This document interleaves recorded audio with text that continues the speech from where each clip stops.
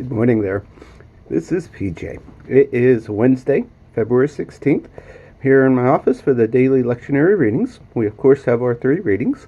Psalm 120 is our psalm reading once again. Jeremiah 22:11 through 17 is going to be our Old Testament reading. And the Gospel of Luke, chapter 11, verses 37 through 52 is going to be our New Testament reading. Let us listen in to the scriptures. Psalm 120. I'm in trouble. I cry to God, desperate for an answer. Deliver me from the liars, God. They smile so sweetly, but I lie through their teeth. Do you know what's next? Can you see what's coming?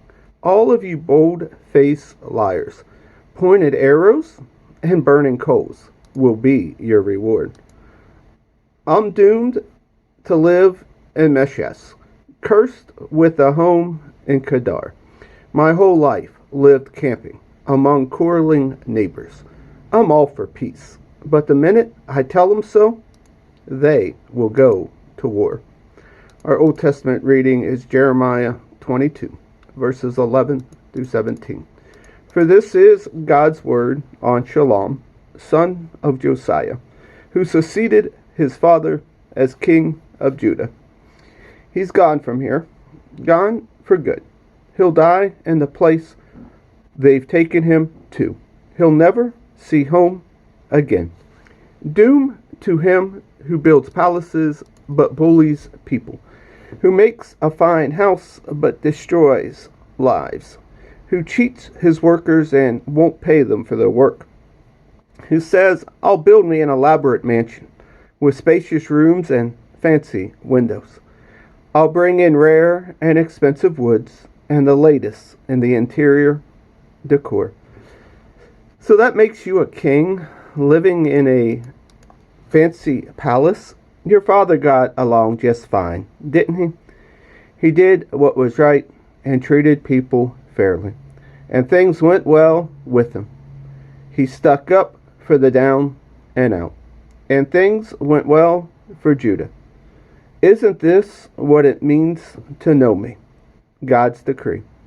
But you're blind and brainless. All you think about is yourself, taking advantage of the weak, bulldozing your way, bullying victims. Our New Testament reading comes from the Gospel of Luke, chapter 11, verses 37 through 52. When he finished that talk, a Pharisee asked him to dinner. He entered his house and sat right down at the table. The Pharisee was shocked and somewhat offended when he saw that Jesus didn't wash up before the meal. But the master said to him, I know your Pharisees buff the surface of your cups and plates so they sparkle in the sun. But I also know your insides are maggoty with greed and secret evil. Stupid Pharisees! Didn't the one who made the outside also make the inside? Turn both your pockets and your hearts inside out and give generously to the poor, and then your lives will be clean. Not just your dishes and your hands. I've had it with you. You're hopeless. You Pharisees. Frauds.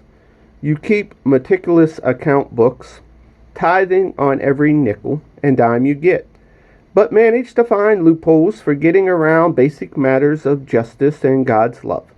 Careful bookkeeping is commendable, but the basics are required. You're hopeless, you Pharisees, frauds. You love sitting at the head table at church dinner, love preening yourself in the radiance of public flattery. Frauds. You're just the unmarked graves. People walk over the nice and grassy service, never suspecting the rot and the corruption that is 6 feet under. One of the religion scholars spoke up. Teacher, do you realize that in saying these things that you are insulting us? He said, yes, and I can even be more explicit. You're hopeless.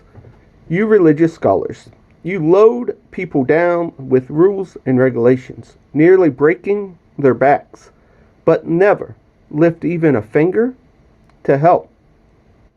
You're hopeless. You build tombs for the prophets your ancestors killed. The tombs you build are monuments to your murdering ancestors, more than to the murdered prophets.